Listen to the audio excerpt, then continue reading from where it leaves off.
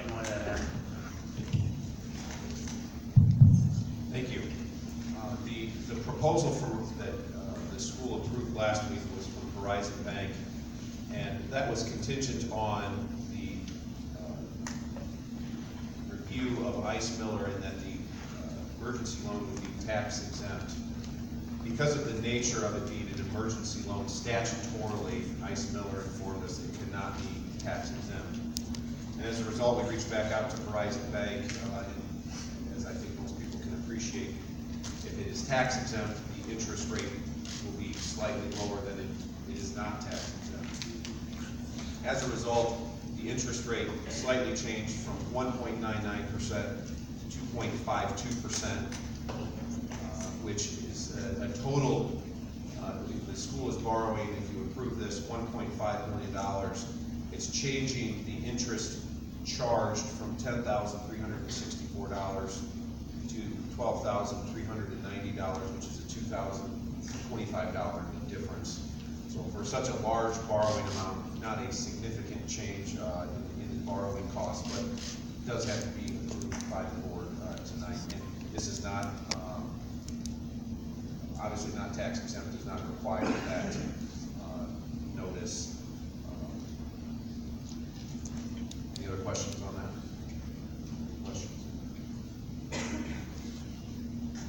Mr. President, I'd like to move a motion to amend the interest rates on the emergency loan that we approved at our last meeting to 2.52%. Mr. Otis, the other terms is still the same, right? That's correct. This is the short-term borrowing, which will be paid back on or before December 31st of 2019. This loan does allow the school to pay this back earlier if it so chooses.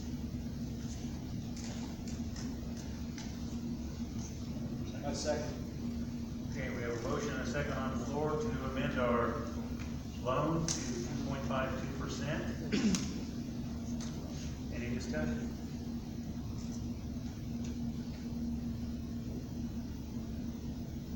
Hearing none. All in favor say aye, please. Aye. Opposed? Motion passes.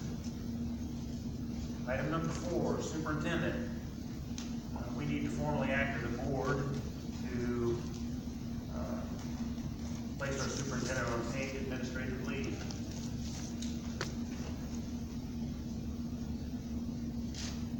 Need for a motion?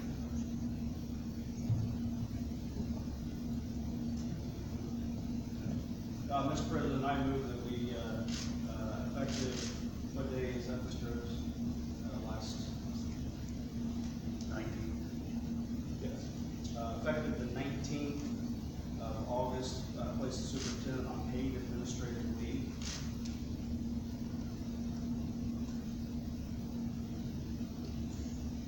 Need a second? Second. Okay, we have a motion and a second on the floor to place the superintendent on administrative leave. Discussion? Paid administrative.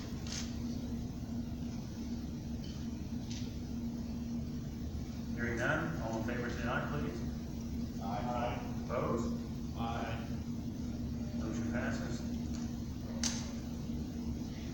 Interim superintendent. Asking the board tonight to approve an interim superintendent, Mr. Dan Ron. In terms of the contract, basically is $350 a day plus mileage.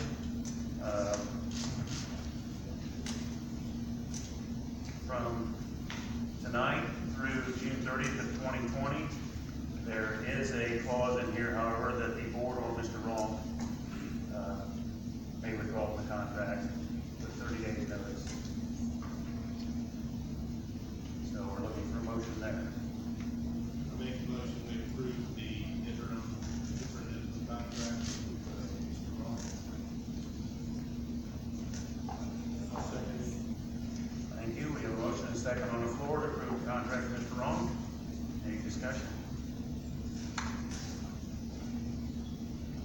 Hearing none. All in favor, say aye, please. Aye. Opposed? Motion passes. Just quickly before we adjourn, welcome aboard, Mr. Ron. I can tell you that he's not a stranger to this area. He was over at the eastern side of the county for several years. He was assistant principal over there for 3 years and principal for 15. He then migrated to Rochester, where he was principal for 6 years, is that correct? And superintendent for 3. So, welcome aboard, and we have some work for you. Please stand up, hands where we get it.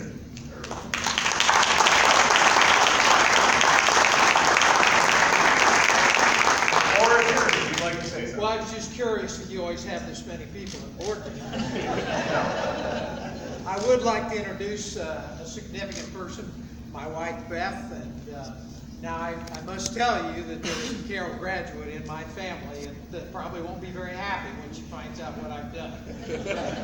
So we'll deal with that later. And one other significant person is the superintendent of Rochester Schools, Jana Vance, who's a colleague of mine, and we collaborate. So hopefully she'll be there to help me make some connections.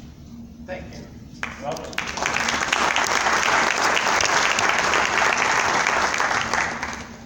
Okay. Don't believe there's anything else. We can have a motion. Mr. Anderson, Yes. would you mind that, Mr. Otis, would you mind giving us a quick update on where we are in the process of the delay with the superintendent?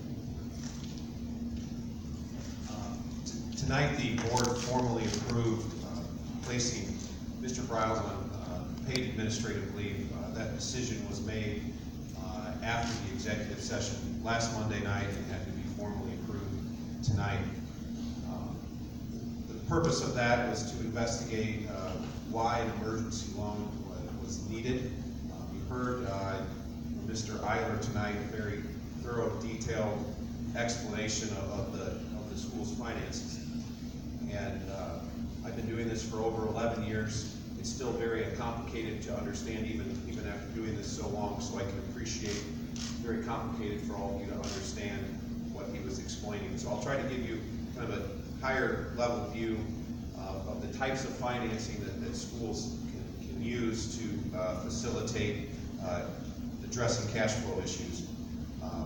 Schools can't go, if they're going to do a huge project like a brand new school or do a renovation, they don't just go to a bank and get a mortgage. They have to go out on the bond market and borrow money in the open market, similar to a mortgage in how it's paid back, but different in how it's financed. For shorter term loans, the most common ways that schools borrow money is what's called a tax anticipation warrant or a general obligation bond.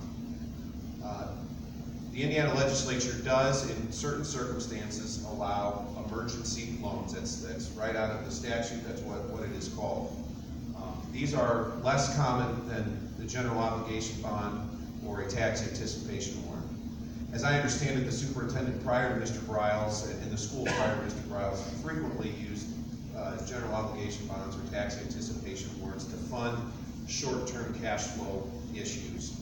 And had that happened in this circumstance back in May or June, I don't think we'd be here tonight. I don't think anybody would have batted an eye at that kind of borrowing. And so when the board found out that it needed an emergency loan in order to cover cash flow until the next tax draw, the board wanted to find out why that happened. And so that's what brought on placing the superintendent on paid administrative leave. Delphi is a smaller school corporation, and unlike bigger school corporations like Lafayette, for example, that probably have a chief financial officer paid similarly to a superintendent, most of that responsibility falls with the superintendent. And so that is why we are where we are today. And want to strike a balance between allowing the board to do a thorough investigation while providing all of you with the transparency of understanding what is going on. And so beyond that, we don't have a lot of information, any additional information beyond what Mr. Eiler provided tonight. You did hear what Mr. Eiler had indicated was that it is just more of a cash flow issue, and there's been no allegation of misappropriation of funds. I think the board wants everybody to understand that, but it is still working to get to the bottom of understanding this issue, and so that is the reason, generally, that we are where we are today. Thank you.